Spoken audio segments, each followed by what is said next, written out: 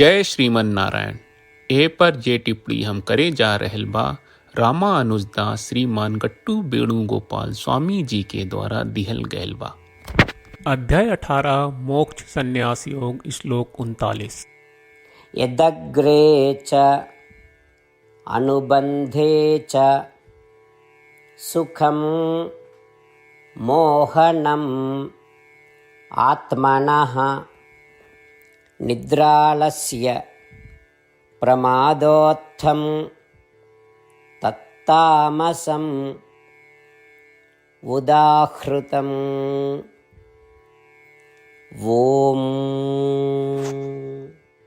गीताचार श्री कृष्ण परमात्मा अर्जुन समेत हमनी सबके मोक्ष संन्यास योग सिखा रहल बानी। परमात्मा कह रहल बाड़न, हे अर्जुन, ज्ञान के नींद आलस और त्रुटि के ढकल बा। अगर ज्ञान धुंधला हुई जाला ता चीजन के असली प्रकृति के पता न चली। रौरा कितनो अनुभव करी, बल्कि ऊ लोग के असली स्वभाव रौरा कबो ना जान पाई। ई तरह से नींद, आलस्य और लापरवाही के माध्यम से जौन सुख मिलेला, जो मूर्ख आत्मा के भ्रमित करेला और ओकरा के कबो चीजन के असली स्वरूप न जान देला। चाहे उस शुरू में देखे, अंत में होके या हमेशा खातिर ओकरा के तामसी सुख कहल जाला। ई कह के श्री कृष्ण परमात्मा ई साफ कर रहल बाड़े कि अतिरिक्त नींद, आलस्य और गैर जिम्मेदारी सब ज्ञान प्राप्त में बाधा बा। यही से नींद, आलस्य और लापरवाही के गुलाम न बनी। श्रीमन नारायण की सेवा में सब कुछ करत, श्रीमन नारायण की प्राप्त के आपन जीवन के लक्ष्य बनावत और खाली श्रीमन नारायण की शरण लेके हमनी के श्री कृष्ण परमात्मा के वचन के श्लोक के रूप में जैसन बा ओइसने दोहरावे के कोशिश करी जा। यदग्रे चानुबंधे च सुखं मोहनमात्मनः निद्रालस्य प्रमादोत्थं तामसमुदाहृतम्।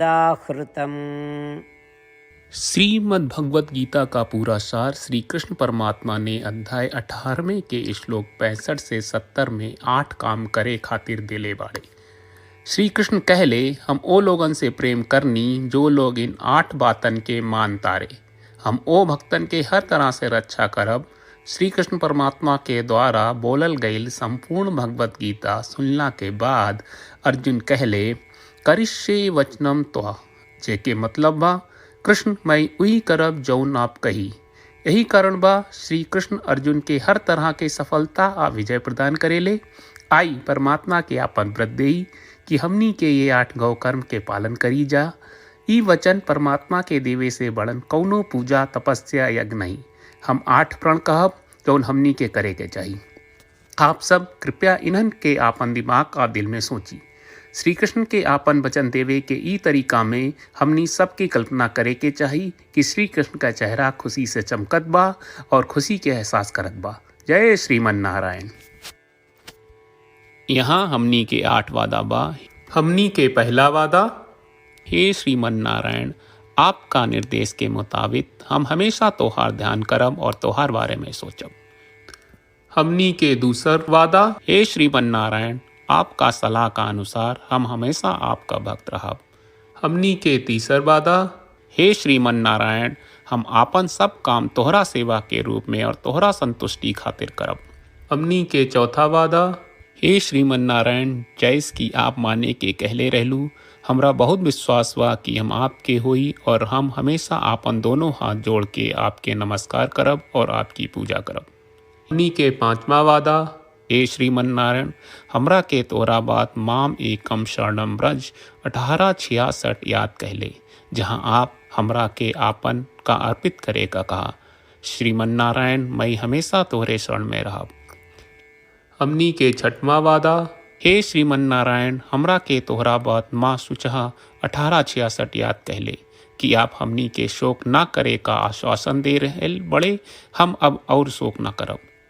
हमनी के 7वां वादा, हे श्रीमन नारायण, आपने हमरा खातिर श्रीमद् भगवत गीता के वितरण करके हम सबके कृपा कहले और आशीर्वाद दहले बा। हम वादा करत बानी कि रोजाना कम से कम 1 श्लोक पढ़ब या सुनब। हमनी के 8वां वादा, हे श्रीमन नारायण, आप गीता के पूरा मानवता तक ले गयलू। हम गीता में आपके दिव्य वचन के उन भक्तन तक पहुँचावे के प्रयास करब जे गीता से अपरिचित बा। हे श्रीमन नारायण, हम उई करम जौन तू करे का कहब, हम ऐसन व्यवहार करब जैसन आप चाहत बानी और हम खाली आपका खातिर काम करब। श्रीमन नारायण के रोज आपन वचन देहल कि हम ओइस करब जैस आप कहत बानी, ई अपने आप में बड़न पूजा बा। श्रीमन नारायण करशे वचनम त्वा, श्रीमन नारायण हम तोरे निर्देश के मुताबिक काम करब। सर्वम श्री कृष्ण अर्पणम अस्तु। जय श्रीमन नारायण। यदग्रे च अनुबन्धे च सुखं मोहनम् आत्मनः निद्रालस्य प्रमादोत्थं तत्तामसम् उदाहृतम्। ॐ यदग्रे चानुबन्धे च सुखं मोहनमात्मनः निद्रालस्य प्रमादोत्थं तत्तामसमुदाहृतम्।